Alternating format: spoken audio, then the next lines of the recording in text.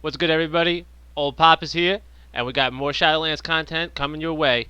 It's 11 days left until Shadowlands is officially released, and with that, there's 11 classes that I have to go over for class guides. In today's video, we're going to go over the Warrior, mainly focusing on arms, but a little bit of Fury will be covered, but mostly just covering arms. In the video, we're going to go over race, talents, Covenant, Conduit, Soulbinds, and Legendary abilities, and PvP talents as well within the talent build. Um, Before we get into it, I just want to say I would greatly appreciate any sub to my channel or likes to my video. I really do appreciate it a lot, and I'm going to make sure to keep the content coming out for you guys, getting everybody up to date.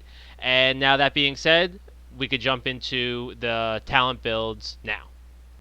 So the talent build that we're really going to go over is going to be Arms Warrior. I'm not going to go over a Fury talent build. I'm going to go over Arms. So this talent that you see here is the preferred talent build. The only thing that would be different is some of the PvP talents will change depending on your situation, but I'm going to explain that as we go through it. I'm going to read them all to you, and most of these are clear cut with a couple other exceptions that could be changed depending on the scenario. So let's get into it. First off, we have Sudden Death. It's a passive ability.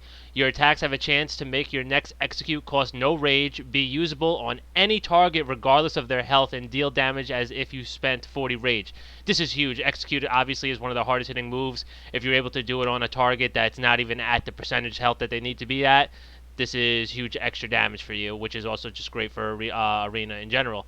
Next, Stormbolt. There really is no other option. This is 100% needed. Hurl your weapon at an enemy, causing 88 physical damage and stunning for 4 seconds.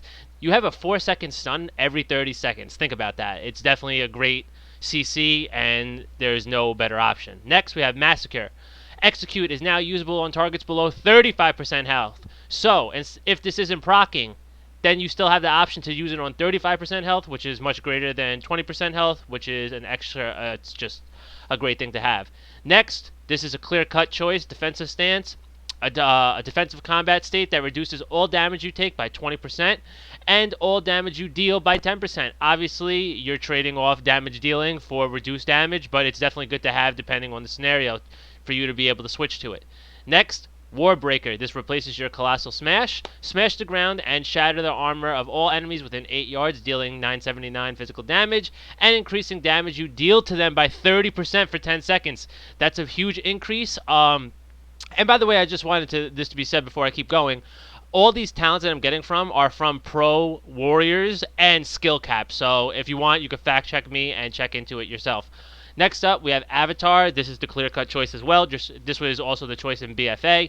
Transform into a Colossus for 20 seconds, causing you to deal 20% increased damage and removing all roots and snares. Obviously, a lot of times, warriors get pinned down. It's just part of the class. It really is a bad situation, but that's how it is. So this is a great thing to have for you.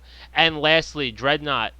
Overpower has 2 charges and causes a seismic wave dealing 248 damage to up to 5 enemies within the 10-yard line. Sometimes in Arena you get clumped up and it's giving you an extra charge. This is the way to go. Now, PvP talents. We have Sharpened Blade. When activated, your next Mortal Strike will deal 15% increased damage and reduce healing taken by 50% for 6 seconds. This is a must. There's no doubt about it. Mortal Strike is one of the things that makes Warriors great.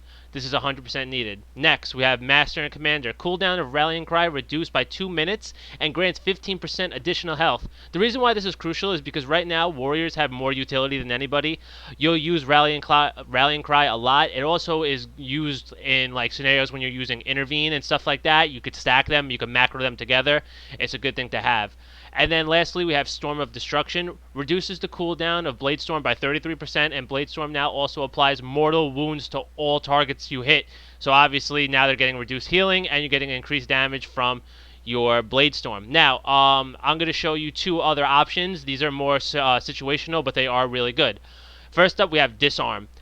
Disarm the enemy weapons and shield for 6 seconds. Disarmed creatures deal significant reduced damage. Obviously, this is when you're playing melees. And then we have War Banner. You throw down a War Banner at your feet, rally your enemies, increasing movement speed by 30% and reduce the duration of all incoming CC effects by 50% to all allies within 30 yards of War Banner last 15 seconds. These two are great switch outs for your PvP. War Banner could always be used, so it honestly probably is the second best option, and obviously Disarm is situational. Now that we've went through all the talents and the PvP talents, we're going to do the race next, okay? So let's do that. Okay, so like I said, we're going to cover races. So if you're an Alliance, honestly, the clear-cut choice always will be human. If you can be a human, you're most likely going to want to be that. Obviously, there are other things you can be, but this is the preferred choice, and it's because of Will to Survive. It removes all stun effects. So, because of this, you really could double stack damage trinkets or, the trinkets that you prefer instead of having to use the insignia to get you out of things. So because of that, humans are always the way to go.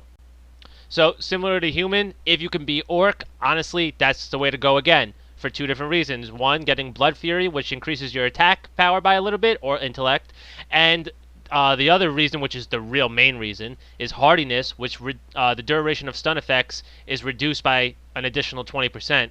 So obviously this is perfect for PvP. Orc is definitely the way to go. And now we're going to jump into Covenants, because they basically start off the Soulbinds and the Conduits and all that stuff, so let's do that. So for all the warriors, the preferred Covenant to choose is Kyrian. I'm going to get into the person that you pick for Kyrian, the talent tree for your Soulbinds and Conduits, and the abilities that you get from them.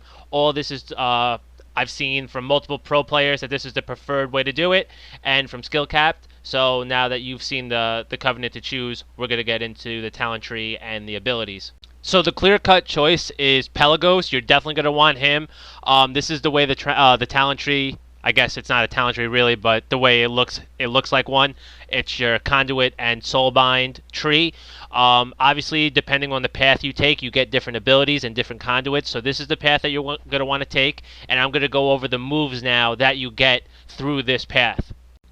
So these are some of the main reasons why you pick Kyrian. Obviously, Spear is really, really good. You throw a Kyrian Spear at the target location, dealing 110% of attack power, arcane damage instantly, and an additional 120% attack power damage over 4 seconds.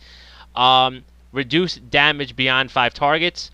So obviously it's also an AoE style move, so that's good. And you also get the File, which restores 20% health and removes diseases, poisons, curses, and bleeds with a 3-minute cooldown. Obviously the cooldown's a little high, but the fact that you're restoring 20% and removing, basically getting a full reset, is nice. Here's some other crucial Soulbind abilities that you're going to receive. Let Go of the Past and Combat Meditation. First, we'll go over Let Go of the Past. Using a spell or ability increases your versatility by 1% for 10 seconds. Using another spell or ability increases the amount by 1%. When it's not repeated, it can stack up to 5%. Obviously, versatility is going to help you live longer in PvP format. Combat Meditation. Activating your Kyrian class ability increases your mastery by 5% for 20 seconds and occasionally expels sorrowful memories. One of the better abilities you get is Mortal Combo. Mortal Strike has a 12% chance to trigger a second Mortal Strike. Obviously, Mortal Strike is one of your best abilities that you have due to Mortal Wounds, which is reducing the healing. So if you get this and it's proccing frequently, this is going to be a big, big thing to have. And the final ability before we get into legendaries is Stalwart Guardian. This is an endurance conduit. For arms warriors, this reduces Die by the Sword's cooldown by 20 seconds. Obviously, Die by the Sword is really good to have. It reduces damage that comes your way and increases parry percentage. When stacked with Ignore Pain, you really become just a brick wall. Nothing's going to hurt you at all. So this is great for additional cooldown reduction on that move. And now let's jump into the legendaries to end it off. So for legendary items, there's really two choices. One's more team-based, while the other one is more for single target. First, we're going to go over team-based for Arena, Mishap and Mirror. So what this does is Spell Reflection lasts 200% longer and applies to your party. This is some of the best utility being added for warriors. Warriors have the highest utility by far for any melee, and this just really adds to it.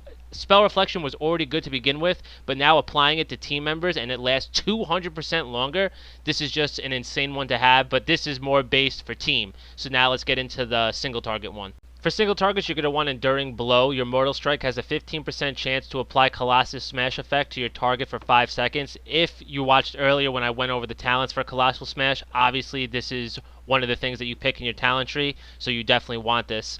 And this is really for dueling and single target type of gameplay, while the other one is really great utility. Alright everybody, that's it for today's video. I hope you guys are enjoying the content. After today, there's going to be 10 days remaining, meaning there'll be 10 more class guides that I'm going to go over for everybody. If you guys are enjoying my content, please, I'd greatly appreciate any sub to my channel. And as always, guys, thanks for tuning in.